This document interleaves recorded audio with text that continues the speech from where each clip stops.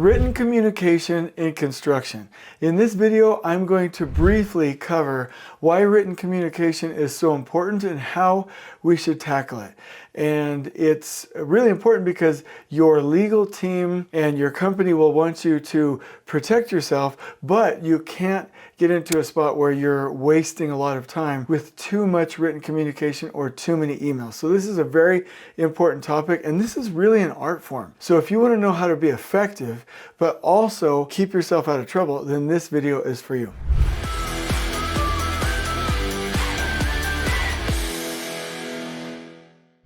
Okay, so let me go ahead and open up with just, I would call it a cute little story. It's okay because they have a fantastic legal team, but when I was working at Hensel Phelps, I remember one of the legal counsel came and did a training, and it was specifically about email. And I remember he and she both joked with us, if they could get rid of email, they would just do it because it gets them in so much trouble. And I think it's a really funny concept because we do a lot of email to, excuse the expression, but CYA, but it can actually get us in a lot of trouble. And they were showing examples of a superintendent, actually it's not really funny, but a superintendent berating somebody or being like, really?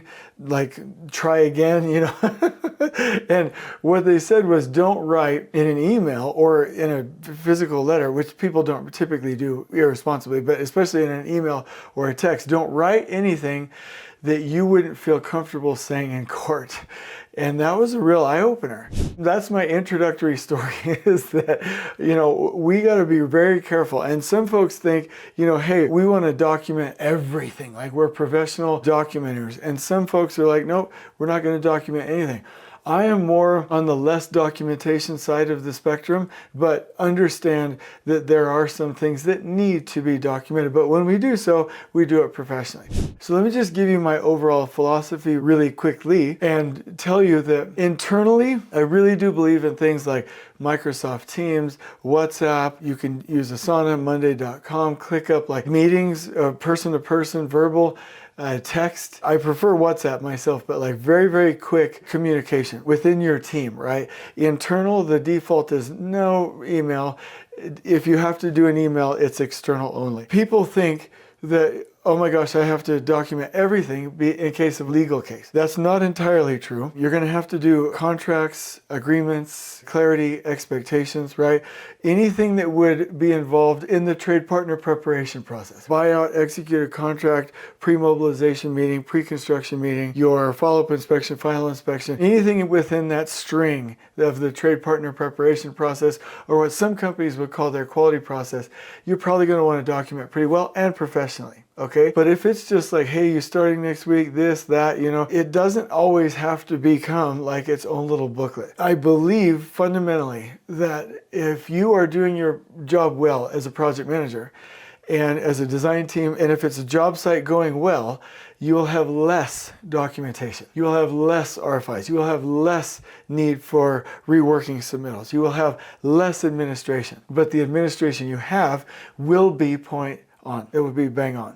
So let me give you a couple of points here that I think will be very helpful to you as you engage your written documentation. Number one, when you are putting something on paper, it is either to A, clearly communicate, or B, clearly document from a risk standpoint. Okay? We really need to make sure we understand this though. As a general contractor, or as a trade partner, or as an owner or an owner's rep, they are expecting us and paying us to get it right. So do not hit risk into somebody else's court like we're playing tennis. Let's get the communication right first and document what was said. Number two, make sure that this is clear. When you open up an email, and I don't like emails, I like to stay away from them, but if I am documenting, I will say, this email is to, and just right away. And it could be document requirements for such and such, or to enable you and your crew to install this scope of work correctly. State the purpose right out of the gate. Is this to document and make sure that expectations are clear, meaning that you're looping it into the contractual agreement type realm, or is this simply an enabling communication? Both will help you with risk and both will help you with communication, but make sure that you're clear about the intent. Number 3, with emails, and by the way, AI is great at this. I actually don't know of a person nowadays who is writing emails without a companion AI chat or without an AI like ChatGPT in and of itself. I think Claude right now is the best one, but make sure that your tone is proper, that you are being very, very respectful, that you are abiding by any regulations, statutes, laws, and you're abiding by the contract. Because if it is going in writing, you should be very comfortable knowing that it's accurate and that you could say it in a court of law. Now, number 4, let's talk about RFIs, submittals, meeting minutes. These are very important. If you're going to document them well. For RFIs, let's make sure that it's absolutely clear. For submittals, let's make sure we're doing it the proper way and we're not designing through submittal. When it comes to meeting minutes or daily reports, let's not let things get by that are very unprofessional and damaging to the project site. Let's make sure it's accurate information, it's complete, and it's well written. Number 5, we're attempting to prevent claims, not win arguments. Meaning, the point isn't just to pin something on somebody. The point is to prevent having to pin something on somebody because we don't want to pin something on somebody. So we want to make sure that communication is effective. So it's never, ever, ever, oh, you're going to find it in the many 35 different locations on the project management application or in the files, or hey, I told you so, or I sent some long distant email. Is it effective? Is it visual? Is it clear? Is it in their face? Is it accessible? Number 6, stay away from the don'ts. And let me give them to you right now. An emotional tone. Stay away from that and keep it professional. Vague language. Don't be vague. Make sure that it's very descriptive. And again, AI can help you with this. And missing context. Like, don't just send an email saying, hey, can you go ahead and put that wall up Tuesday? What wall? Where? What are you talking about?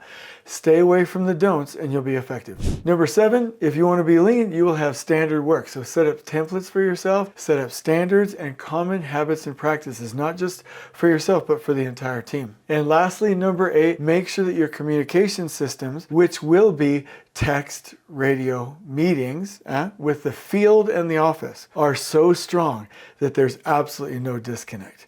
If you are going to attack an enemy, the first thing you would attempt to do is shut down their communications. So what we have to do is make sure that we don't shut down our own communications by being too contentious or litigious, but actually embrace them properly by making sure they're effective. Because a team that can head in the same direction with good communication channels is an effective team. So what I'll do is I'll put this into a nice little pattern for you, a blog post in the description below, and I'll turn it into a visual graphic so you have that checklist, and I'll point you to some really good books about the topic. I hope you've enjoyed this video. On we go.